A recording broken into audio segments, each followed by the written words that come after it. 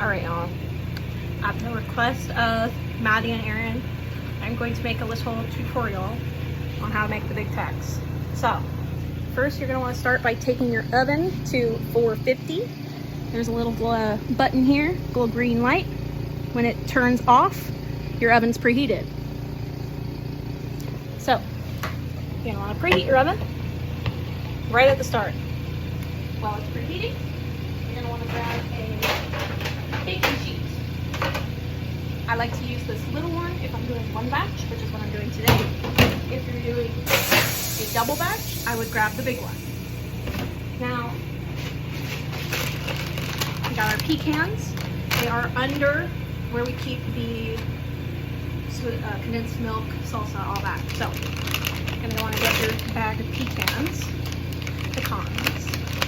and you're going to want to take a 1 cup scoop, reaching over here. All right. We're going to get 2 cups of these chopped pecans.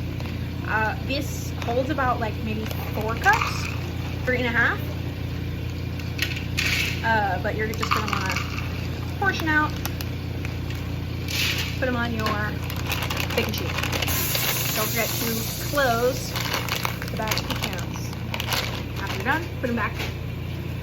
Now, you want these to be spread out into an even layer. Wash your hands before you touch them. I wash my hands. So you want them to be spread out kind of in an even layer like this. And then you're going to want to put them in the oven for 5 minutes after your oven is preheated. So you might have to wait a few minutes for it to finish preheating.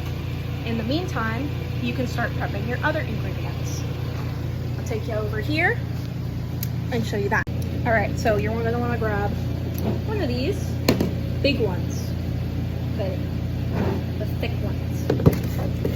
And what we're going to add to this is 8 cups of brown sugar. Fun fact, these bags are 4 cups. So, 2 bags of brown sugar. Dump her in. Boom. Got another one. Add her in.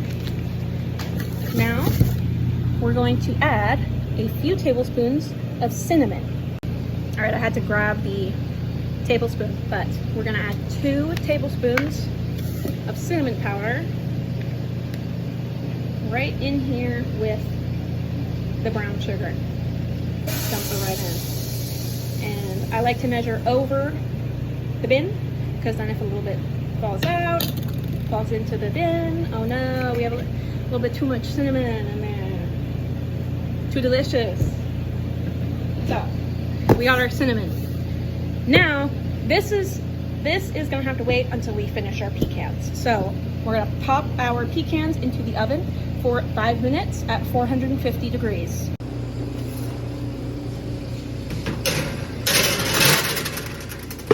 Boom. All right, y'all, it's been 5 minutes. You can do, wash some dishes, go to the bathroom, whatever. 5 minutes. Your pecans are done.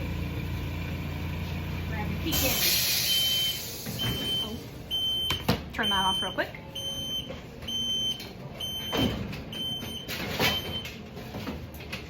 All right.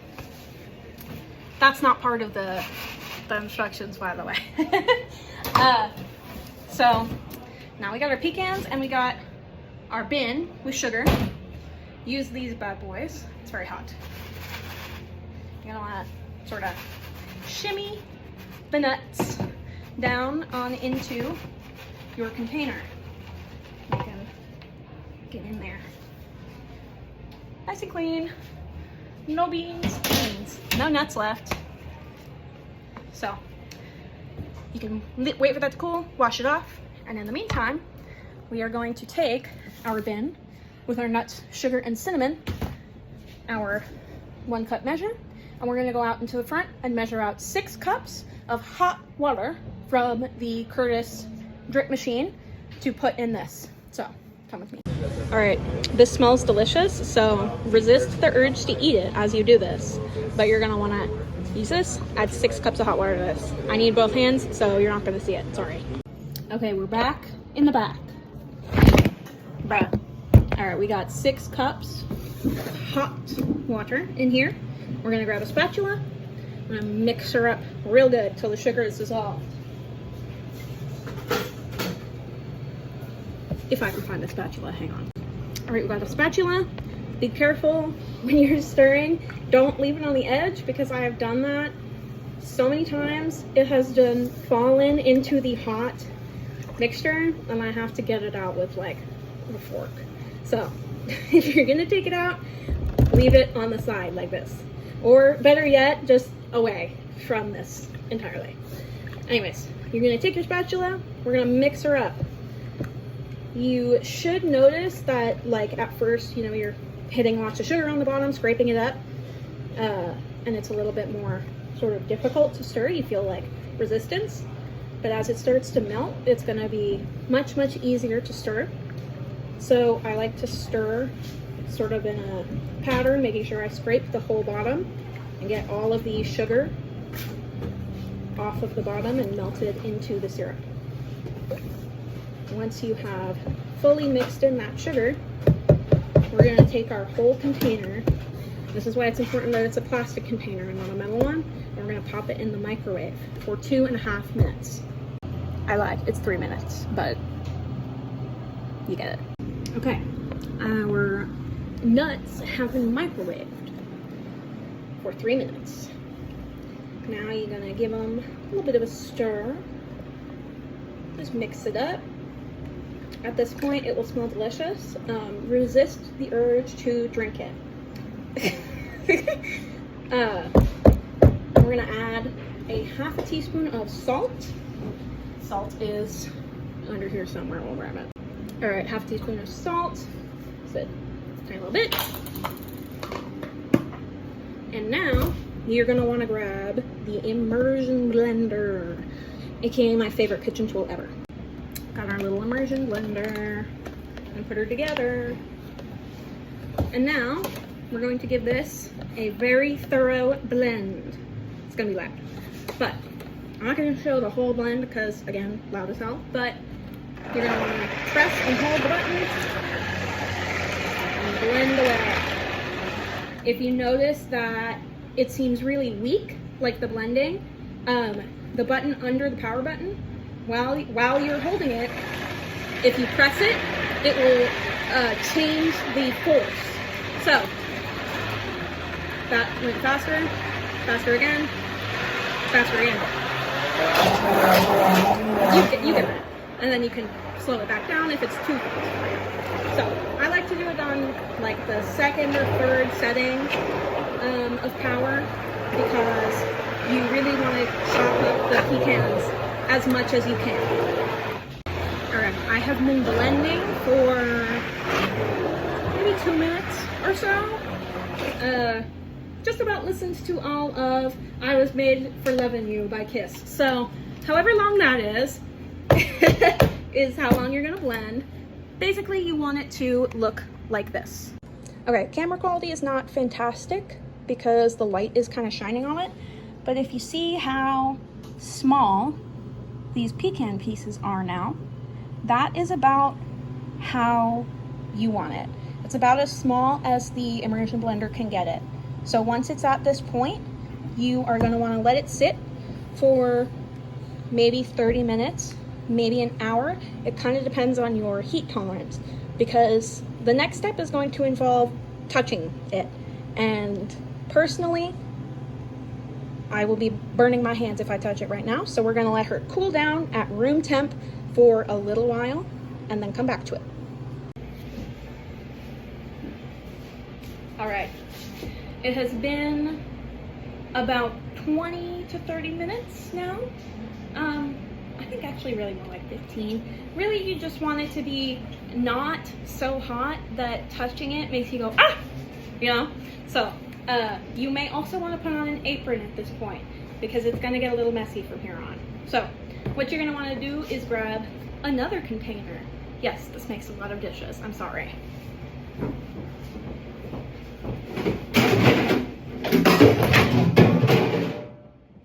You didn't hear that. Anyways, you're going to want to take a cold brew bag. lovely little cold brew bag here.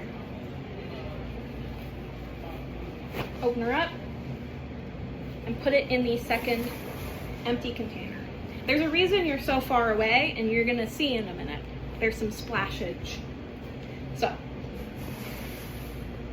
take your mixture, pour it into the cold brew bag. You might have to readjust how you have the bag, just so that it doesn't fall down, because you really want it in there, you know? Not down the sides. So, dump her in. Maybe hold this side open. There we go. Dump it into the cold brew bag. I highly, highly, highly recommend rinsing this immediately, because if you don't, it gets stuck so bad. All right, we got that bad boy rinsed off, and we have got our syrup in here. So, grab some gloves, because you are going to need them. All right, we are scrubbed in, as it were. Now, you can do this next part however is easiest for you. What we're going to do is we're basically making nut milk with a ton of sugar in it. So what you want to do is just squeeze the liquid out of the remaining like nut chunks. And this may take a little while, because you want to really make sure you get it all. And depending on how long you waited, it may still be quite hot. So just be careful. Squeeze her out. I have also sort of hooked this onto here and just let it dangle to drip, but it is 100 billion times faster to do this. And you would also have to do this even if you did hang it. So kind of just skipping the middleman, going straight to squeezing it out. What I like to do is sort of grab chunks of it, squeeze it like it's laundry. And then the bag gets in the way. But you want to squeeze it a bit at a time.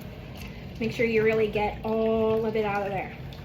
If you don't squeeze the nuts, you're losing like probably half of the syrup. So this is a non-negotiable. You must squeeze the syrup out of the nuts. Luckily, with a single batch, it doesn't have that many. If you do a double batch, I would recommend doing it half at a time, because if you don't, the bag can get so full that you spill nut chunks back into it, and you don't want that, because you don't want chunky syrup. So squeeze her out. As you can see, this really has not taken me very long. That's why I recommend doing it in halves if you have a double batch. But we're really just squeezing it out like you're a medieval peasant woman doing laundry. By the time you're done, you should be left with a glob of just nut pulp. And this you can go ahead and throw away.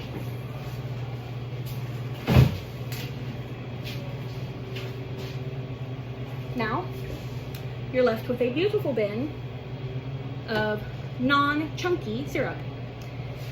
And now we add our finishers. That's going to be 2 tablespoons of cinnamon and a ½ teaspoon of maple extract. That's very important.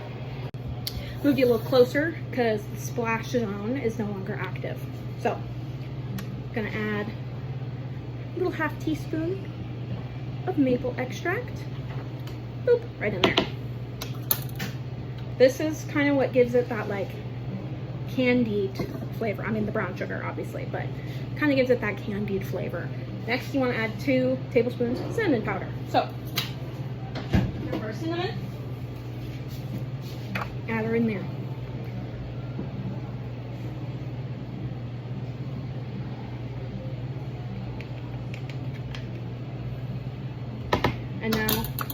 we're going to break out our best friend again, the immersion blender.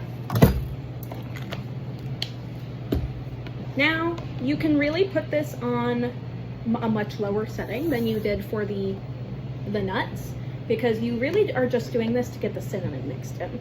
It's easier than doing it with a spatula or a whisk, and faster and like more effective. So that's why I use this. If you for some reason hate the immersion blender and you want to do it by hand with a whisk, go for it. Mix her up. This should take a lot less time than it did the first time. You're basically just going to do it until you're not seeing clumps of cinnamon on the top.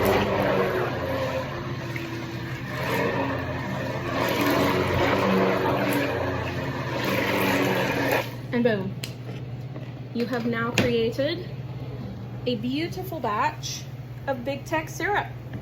All that's left to do is take a funnel, pour it into some glass bottles, and label them, and you are good to go. This should make about 2 full containers. So, I hope you enjoyed this tutorial. Yeah, like and subscribe for more. If y'all want one for the pumpkin or the tumnus, I can do that too.